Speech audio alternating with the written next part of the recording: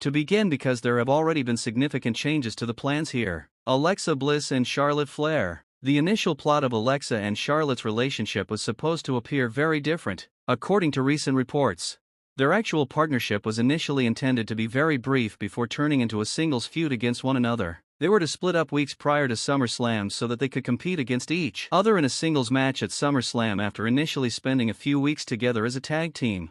As far as we can tell, those plans have undoubtedly changed.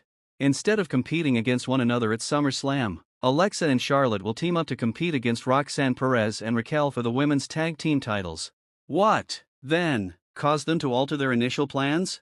The success of Alexa Bliss and Charlotte Flair together seems to be the solution. Many initially had some reservations about the combination back in May, but the team is a huge success and they have a fascinating dynamic between the two of them. Right now, Alexa and Charlotte are adored by crowds. Although they have always adored Alexa Bliss, the public is now beginning to accept Charlotte Flair as a babyface once more as a result of the most recent plot development. Many fans believe that a Charlotte babyface turn would never occur again, but thanks to this partnership storyline with Alexa Bliss, it did. In a recent interview, Charlotte even stated that she finds the babyface turn refreshing because people often forget that the Queen is a human being as well, so she truly enjoys the newfound love that the public is now giving her. It appears that the company was forced to make a last-minute change and decide to keep Alexa and Charlotte together for a lot longer than they had initially intended to because of the enormous success of this partnership and how everything between them has exceeded their expectations. Everything about this circumstance is exactly the same as what was going on in 2021. Following the conclusion of his conflict with Bray Wyatt, Randy Orton had an odd collaboration with Matt Riddle.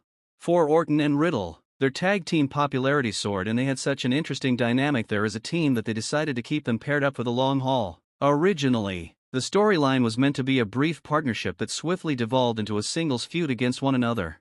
As a tag team, Matt Riddle and Randy Orton went on to have a lengthy career together, even winning titles together. They had a fantastic stint as a tag team, and what's even funnier is that their pairing wasn't even intended to last more than a few weeks. It's amusing that the circumstances involving Alexa and Charlotte sound so alike. Although their brief relationship was only meant to last a short while before turning into a singles feud, their team chemistry is so strong that it appears they could follow Orton and Riddle's lead and keep Alexa and Charlotte together for the very long run. It appears that the audience's responses and the level of popularity of Alexa and Charlotte together may ultimately determine how long this team will remain together. However, it is certain that if they were initially going to separate them immediately, then the breakup narrative and strategy must be in the back pocket, ready to be utilized when the time is appropriate. The concept of Charlotte betraying Alexa Bliss and turning heel has been explored by many fans, but it does feel rather foreseeable and expected. Alexa Bliss turning heel on Charlotte sounds like the best course of action if they truly want to leave people speechless. It will be surprising, particularly considering that Alexa came up with the original idea for this partnership. Thus, it will undoubtedly be a startling beginning to their fight if Alexa betrays Charlotte and turns against her. Charlotte Flair gets to continue being a babyface, which she adores at the moment. Everyone benefits and a new singles feud is created as Alexa Bliss gets to once more explore the dark and evil aspect of her character, which she has said is her favorite version of her own persona. You can be sure Uncle Howdy and the Wyatts will be there attempting to enlist Alexa Bliss to join them since she has been acting so evil and twisted since the betrayal. Thus, this SmackDown matching report is undoubtedly intriguing. This team appears to be here to stay if the public remains enraged over Alexa and Charlotte, but if things calm down, it appears that they might end the split at any time. Thus, SummerSlam will undoubtedly be a significant indicator as well. How will Alexa and Charlotte's togetherness be affected if they lose the tag team titles match?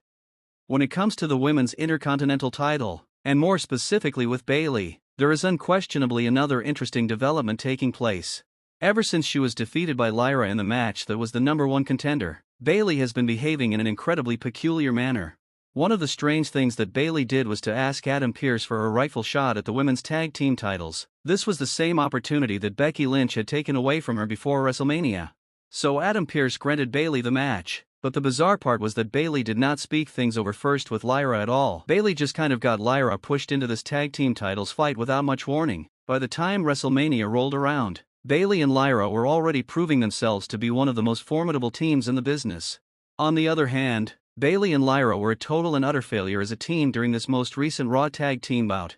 Not only were there a great number of misunderstandings, but there were also a great number of random tag outs and random tag ins. and they were just about everywhere on different sites.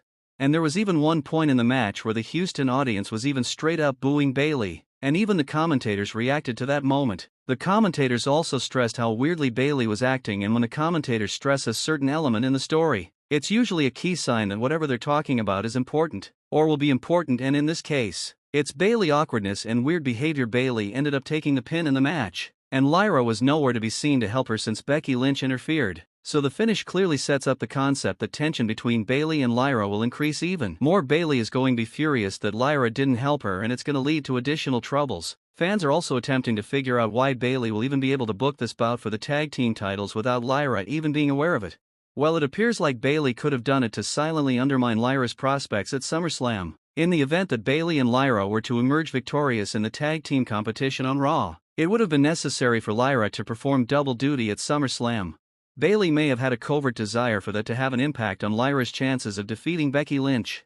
It's also possible that Bayley requested this match to desperately win so that she herself can have a match at SummerSlam. If Bayley and Lyra won those titles, that books Bayley in a locked-in SummerSlam match against Charlotte and Alexa. So maybe Bayley was looking at it from that selfish standpoint as well. Either way, when something is this fishy and odd, something's gotta give. Lyra has been becoming really nasty to Bayley in recent weeks. And now we got Bayley who's acting weird too, so maybe that payoff is coming at SummerSlam, but definitely feels like someone gonna turn there as well. But what are your thoughts on today's stories?